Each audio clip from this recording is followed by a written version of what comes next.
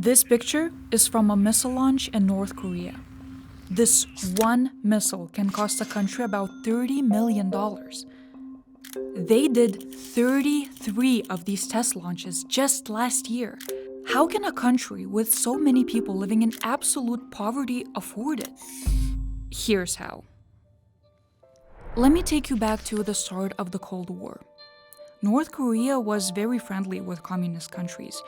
They were aiding each other and trading goods, but the years passed and the Eastern Bloc collapsed. North Korea now needed a new way to make friends, or to force the whole world to listen to them. Their answer was nuclear weapons. At first, in 2003, they withdrew from the arms treaty. Its purpose was to make sure that no one is preparing for a war, but North Korea suspiciously turned it down. At the time, they said that they had no intention to produce nuclear weapons. But then, on October 9, 2006, North Korea announced its first nuclear test. The reaction to it was fast. 5 days later, the UN was already prepared to punish North Korea. They forbid all countries to trade weapons with North Korea. And this is where a great race began. In 2009, there was a second nuclear explosion in North Korea. Immediately, a harsh UN response. In 2013, a third nuclear test, even greater punishment. The same happened in 2016 and all throughout 2017. At that point, the list of sanctions was long.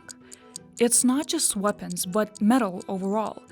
Any luxury goods, electronic material, seafood, stones, no scientific or technical cooperation.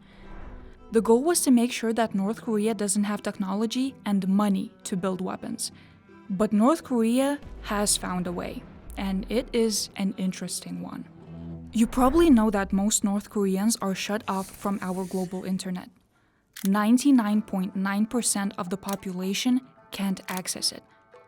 But there is an elite group that can, and they're being picked out one by one.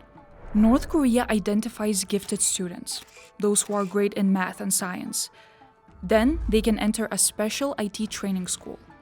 At one of those middle schools, they get 1,660 hours of computer education in 6 years. Take a look at this. In 5th grade, they're learning programming. In 9th grade, they're already getting familiar with AI technology. The most talented are placed in the military or in cybersecurity units. What is the use of these young geniuses if most North Koreans don't even have the internet? It all started in the 1990s. The country was suffering, and Kim Jong-il thought of a way to rebuild North Korea's economy. And this was his answer: programming. He formed a cyber army to expand North Korea's hacking abilities.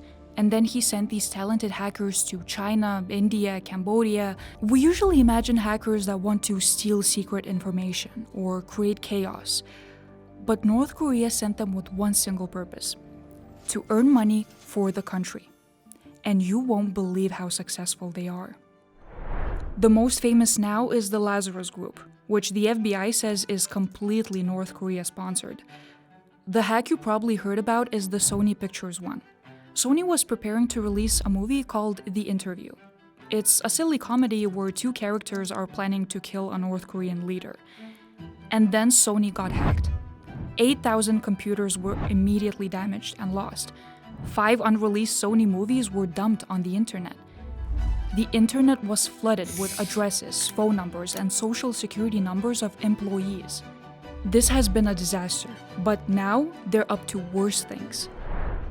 It started to get really scary with WannaCry ransomware attack.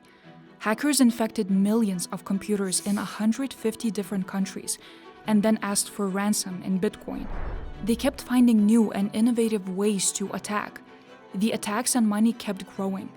And this year, hackers already sold $200 million in crypto. That's already covering so many of these missiles. And many experts agree, that's exactly what they're doing. North Korean government is using these stolen assets to fund its nuclear weapons programs. They have picked out the most talented kids, trained them to be experts, sent them abroad, and used them as hackers to get money. This story might sound crazy, But North Korea isn't alone in using the internet to its advantage. If you liked this, take a look at our story about the ways governments around the world control the internet. See you there?